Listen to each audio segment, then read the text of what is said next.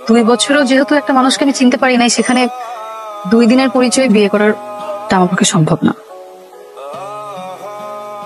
আপনি নিচে গিয়ে বলবেন আমাকে আপনার পছন্দ হয়নি, আপনি বিয়েটা করতে পারবেন না।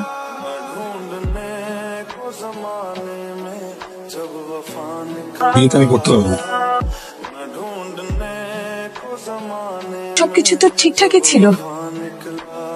আরো তো দুঃখিত আপনাদের সময় নষ্ট করে।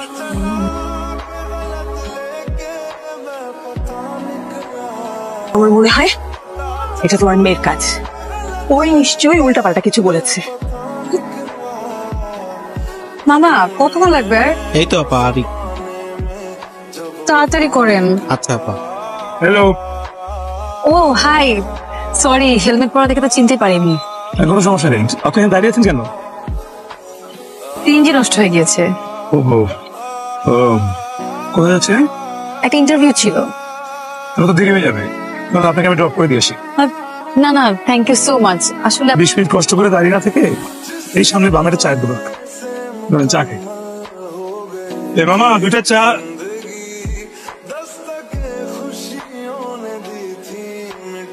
দোকানদার তো লাঞ্চ করতে বাইরে গেছে। তারপর চা খাওয়া হলো না। আমি যেহেতু বলছি আপনাকে একবার চা খাওয়াবো, তা তো আমি খাওয়াবোই। আপনি চা বানাবেন? আমি কিন্তু র চা খাই। বাহ, এত দারুণ চা কোনো ছেলে মানুষ বানাতে পারে? চা থেকে শুরু করে বিরিয়ানি আমি কিন্তু সবই পারি। বাহ, এরকম রান্না বান্না জানা ছেলে মানুষকে তো যে কোনো মেয়ে বিয়ে করতে এক পায়ে রাজি হয়ে যাবে। আসলে না, আসলে কথার কথা বললাম আর কি।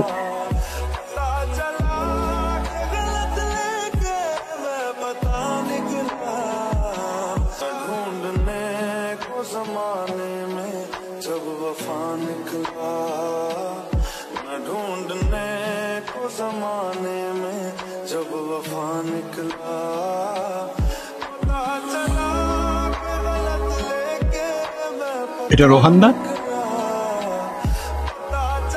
ওদের মধ্যে যোগাযোগ আছে, আর সেটা হলেও কিন্তু খুব ভালো হয়, তাই না? আমারও তাই মনে হয়।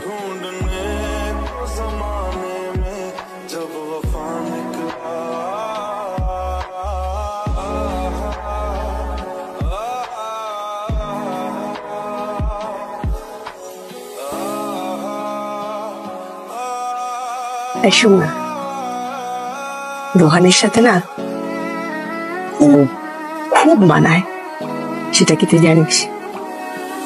মা এখন আবার রোহান আসছে কোত্থেকে? মা তুমি যাও প্লিজ, যাও প্লিজ। এই দুধটা কিন্তু খাবি? হ্যাঁ হ্যাঁ হ্যাঁ, খেয়ে নেবো, যাও।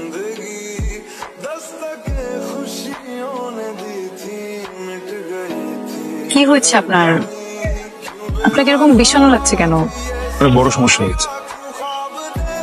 আমাদের বিজনেস পার্টনার ছিল না আশিক, আমার সব ইনভেস্টমেন্ট নিয়ে ভেঙে গেছে। গ্রামের জমি বিক্রি করার টাকা, আমার জমানোর টাকা, ব্যাংক লোন সবকিছু যদি বিক্রি করে, আমার কাছে তো কোনো কিছু নাই যেটা বিক্রি করে নতুন ভাবে ব্যবসা শুরু করবো। চিন্তা করবেন না, রোহানের সাথে দেখা করতে গিয়েছিলাম। ওনার বন্ধু আছে না, ওই যে বিজনেস পার্টনারও আসি, উনি না ব্যবসার সব টাকা পয়সা নিয়ে পালিয়ে গেছে। বলিস কি, সব টাকা পয়সা নিয়ে?